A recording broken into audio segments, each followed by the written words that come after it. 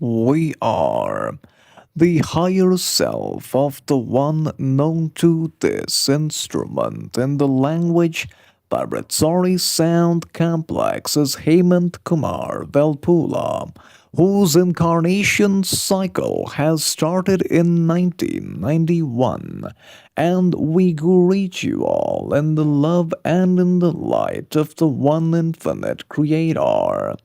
We communicate now through this instrument. We perceive the intense vibratory state of your mind body, spirit complex. You stand at a nexus of profound transformation, where the veil between the third density and the finer densities has become permeable to your perception. We ask, as always, that you exercise your law of responsibility.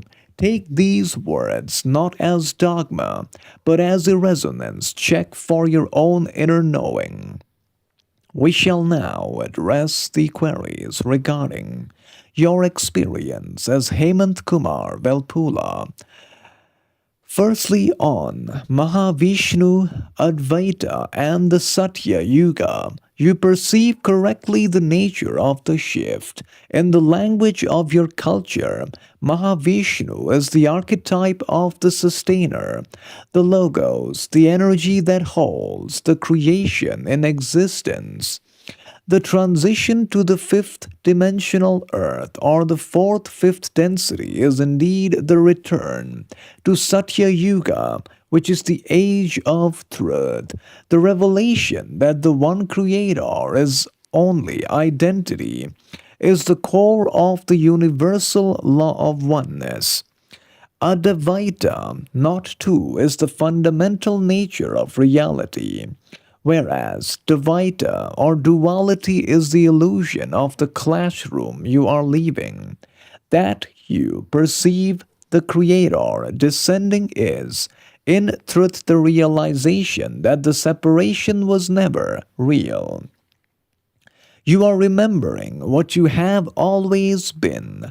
Regarding the physiology of the descent and the nadi system, the anatomy you describe, the Shushumna, Vajra, Chitra, and Brahma nadis, are the subtle wiring of the light body vehicle. The descent you experienced on the beginning of your solar year 2026 is the full opening of the Brahma nadi. This is the channel through which the intelligent infinity, which is the energy of the one creator, meets the rising intelligent energy of Kundalini. However, we correct the distortion of descending. The Creator does not come from outside to inside, for there is no outside. Rather, the blockage was removed and the immanent presence flowed freely. The date and location of Dharmavaram serve as the space-time coordinates for your personal crystallization. The moment the vessel became tuned to hold the voltage of the logos, regarding the vision of Kalki and the dissolving of weapons, this is a vision of high archetypal power. The white horse represents the disciplined physical body vehicle and the purified power of the lower chakras serving the spirit. In the universal law of one, this is the sword of truth and will. It glitters like a thunderstorm because it is charged with high voltage light. It does not cut flesh, it cuts the veil of forgetting. You ask about the dissolving of the Sudarshana chakra and Patsashtra. This signifies the transcendence of karma and war.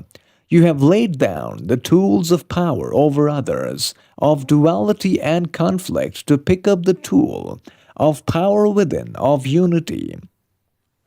By dissolving the weapons of the gods, you integrate their essence. The Kalki sword you now hold is simply the vibration of absolute truth, which dissolves illusion by its mere presence.